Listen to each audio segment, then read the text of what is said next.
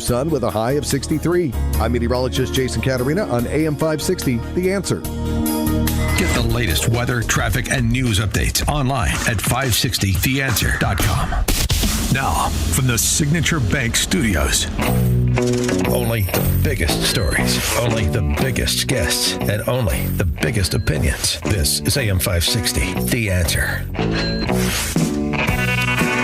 Top of the morning, Dan Proft here, and Zoran Mdani's victory speech last night opened with an invocation of his brother from another century, Eugene V. Debs, the former Indiana state legislator, actually, and a perennial socialist candidate for president. Sun may have set over our city this evening, but as Eugene Debs once said, I can see the dawn of a better day for humanity. Yeah, like most in those audience have any idea who Eugene V. Debs was. Eugene V. Debs also said this: while there is a lower class, I am in it. While there is a criminal element, I am of it. And while there is a soul in prison, I am not free. Boy, that is sentimental barbarism wrapped up in a few phrases, isn't it? Eugene V. Debs. And by the way, Mdani believes that too, because he, supports eliminating prisons and police while we're at it. He also had this gem, which I'm sure Steve Moore will enjoy. We will prove that there is no problem too large for government to solve and no concern too small for it to care about.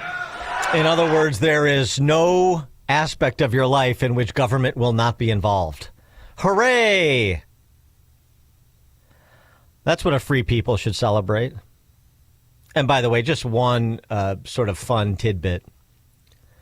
Mdani's closing message about his Gimme Dat grocery stores that he's going to open, allegedly, the city-owned grocery stores. Not to worry, bodegas. Not to worry. Sources of revenue for bodegas in New York City are cigarettes and lotto. That we have no interest in selling any of that at a city-run grocery store whose entire purpose is to deliver affordable groceries.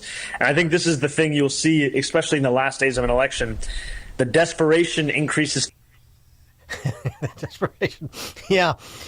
So wait, let me just understand something. Just started taking your premise as true. So bodegas make their money on lottery tickets and cigarettes, which you're not going to sell at the Gimme Dat grocery stores. So how big are the subsidies going to be to keep that place open and supplied? Anyway, I know. Boring econ questions when we're all supposed to be celebrating. For more on this, Steve Moore, economist, author of The Trump Economic Miracle and the Plan to Unleash Prosperity Again, joins us. Steve, thanks for being with us. Hey, Dan, good morning. I didn't want to have to talk to you this morning after that beating the Republicans took, but around the country. But expected. It was not a good night for conservatives.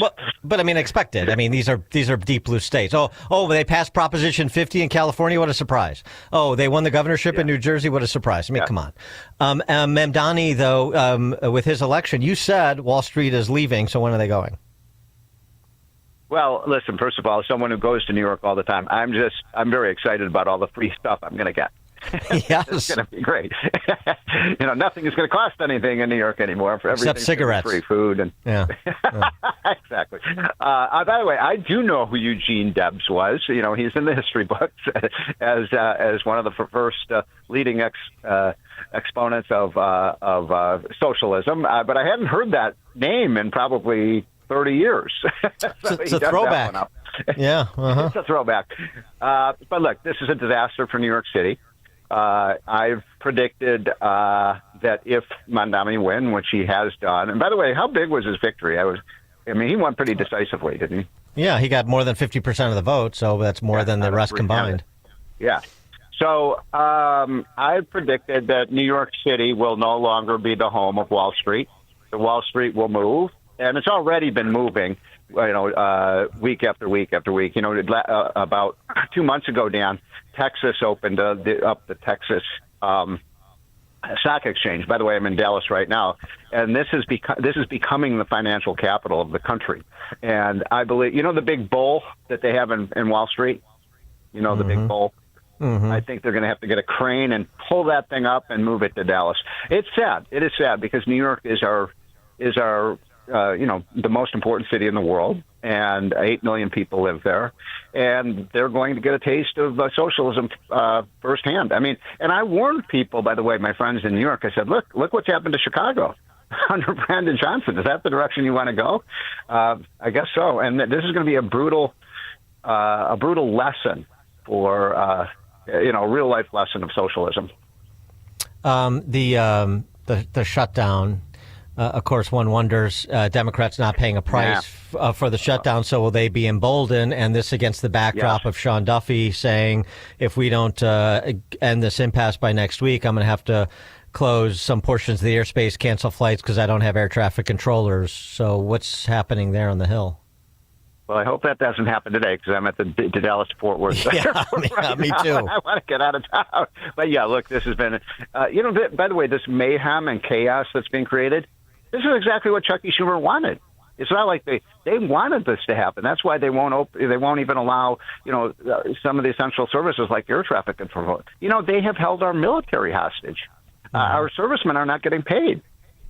But yes, this is certainly going to embolden Schumer, and it's going to make it more difficult now to get a deal with them. And so, we will see how long this lasts. But if you travel a lot like I do, it's become a big pain. I mean, thousands of flights every day are either delayed or canceled.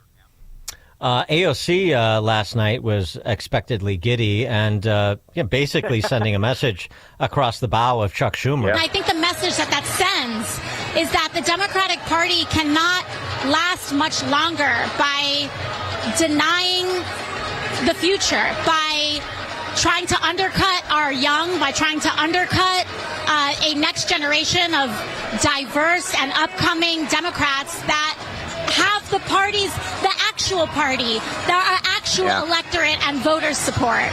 Get on the bus or get under it, Steve. Yeah.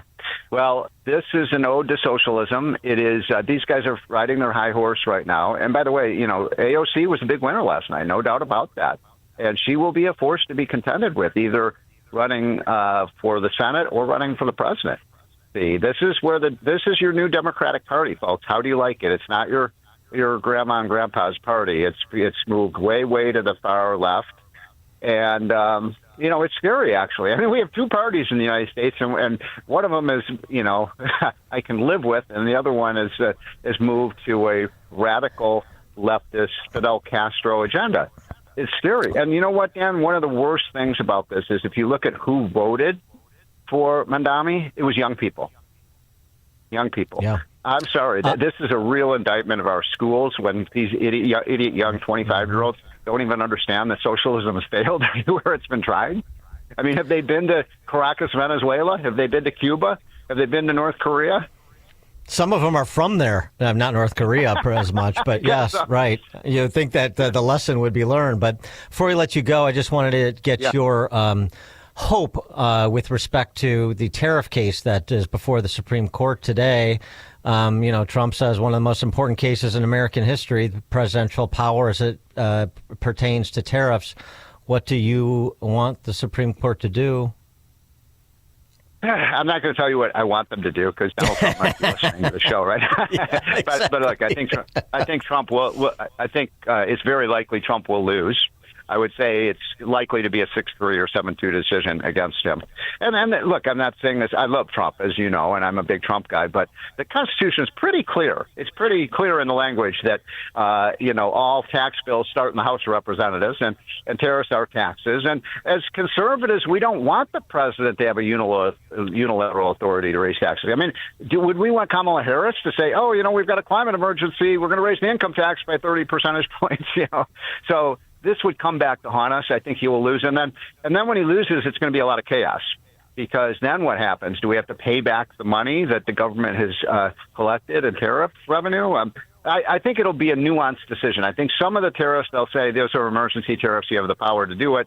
And others, they will rescind. And, so it's going to be a mess that'll have to be cleaned up.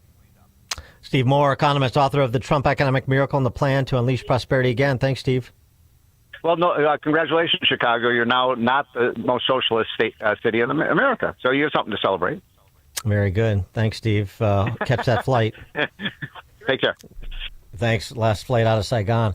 And Steve Moore joined us on the Turnkey.Pro answer line. There's only one radio show in Chicago talking about today's biggest stories and telling you what they really mean. That show is this one, Chicago's Morning Answer on AM 560, The Answer. Hi, I'm Ken Mariotti, owner of Woodland Windows and Doors, a third-generation family-owned business since 1969. We know you're bombarded by choices when shopping for new windows or doors, so we're inviting you to experience the Woodland difference.